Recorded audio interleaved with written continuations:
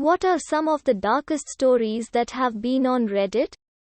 I have 3, and I'll list them below.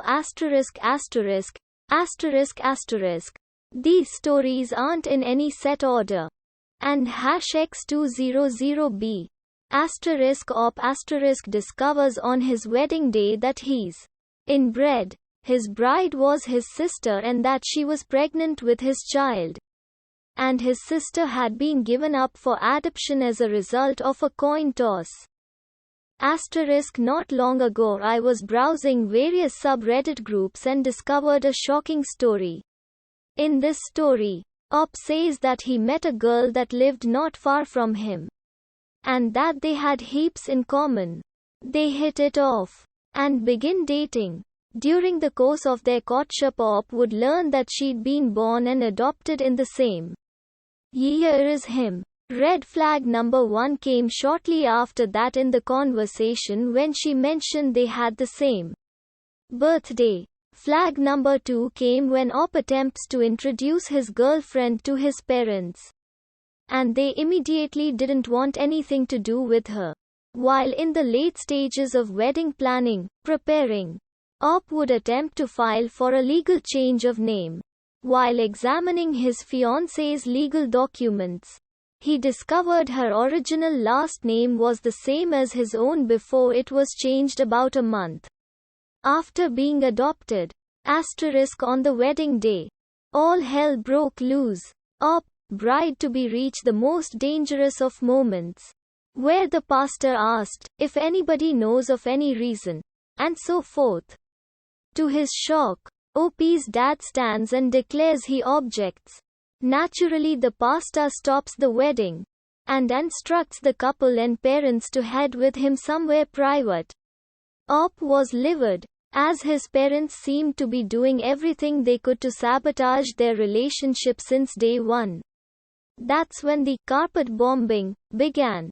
Op's mom formally declares that Op, wife are twins. She provided documents to prove it. Dad winds up confirming it. He's then struck again when Dad states that at the time of birth they were broke and heavily in debt, and they couldn't afford 2 kids, to say little about the one they did keep. Enraged, Op demands to know why it was her that got booted and not him. Their response shocked Op and me to the core. When Dad explained they couldn't make up their mind, so they elected to perform a coin toss where the loser is given away. This naturally crushed the couple. Mom interjects and states they aren't done yet. Mom reveals that they were conceived when both Mom, Dad decided to experiment when they were young and still living at home. That fooling around bore the both of them. Finally, the last bombshell struck. Devastated and horrified, wife begins to bawl. All ask what was wrong. When she finally calmed down, she told him the worst, that she was pregnant. She stated that she'd deliver the good news during the reception as a surprise. Now, she had no idea what to do on the grounds the people she'd come to see as future in-laws were siblings. That made the couple siblings as well as cousins. Op just collapsed, fainting, as his world had been blown apart. Parents hide, abuse, neglect their Harry Potter style. In this story, Op was a 16-year-old girl at the time the story took place. Her dad and mom, who wanted only boys, were unhappy to be gifted with a girl. She was hurled insults, physical abuse, and horrible conditioning. She was forced to do massive lists of chores, not allowed birthday celebrations, parties, nor most essential items when company would visit. She'd be carted off to a nearby closet and locked into it. Parents would make her sit there and listen to the joy going on in the living room and smell the delicious meals her mother would prepare. The parents would even deny she existed. When the mom was probed as to what happened to the last baby she'd given birth to, They convinced the relatives they'd had a baby boy that tragically didn't survive. Eventually Op managed to escape. One evening, the parents stepped out to go to dinner with her brothers, and left her locked in that closet. To her shock, burglars broke into her house and began to ransack it. Taking a huge gamble, she screamed out for help. She screamed and pounded, begging the criminals to help her. Moved by the teens' cries, leader breaks down the door. They see how emaciated she was, and how the only clothes she had to wear were an old oversized t-shirt and panties. She looked very sick too. Taking pity, the burglars called 911. They said that in exchange for clemency or a pardon, they'd return the items they'd nicked as well as testify on the girl's behalf. The cops didn't wind up arresting the burglars, and took Op into protective custody. Her parents were arrested, and charged with a landfill-worthy pile of offenses. Op discovers that his grandfather was a gangster, murdered his grandmother, and had buried her in the floorboards beneath his bed.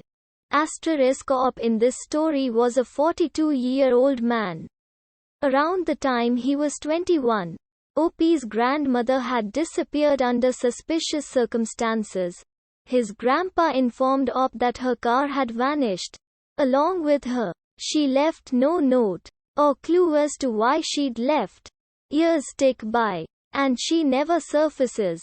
The overall theory was that Grandma had suffered the final straw and booked it away to some distant locale to start over. His grandpa insisted she was out there somewhere, but she was alive. A few years ago Grandpa suffered a very near-fatal car collision-related set of injuries. Initially the doctors caring for him informed Op that Grandpa wouldn't live very long. Grandpa, realizing his imminent death, elects to give out his inheritance early. Op's given a bunch of money and Grandpa's house. He accepts and goes to inspect the home. The home was tidy, suspiciously tidy, not unlike the fictional character of Captain Elizabeth Campbell in The General's Daughter. Op felt the place was too neat and tidy aside from a pungent odor emanating from his grandfather's bedroom. He had decided to enact some renovations during a remodeling of his grandfather's bedroom to replace the old floor. The crew were alarmed to discover a heavily decayed corpse of an elderly woman. Police come and shut the whole operation down. When they collected the corpse, underneath her body was a series of handwritten letters addressed to Grandpa.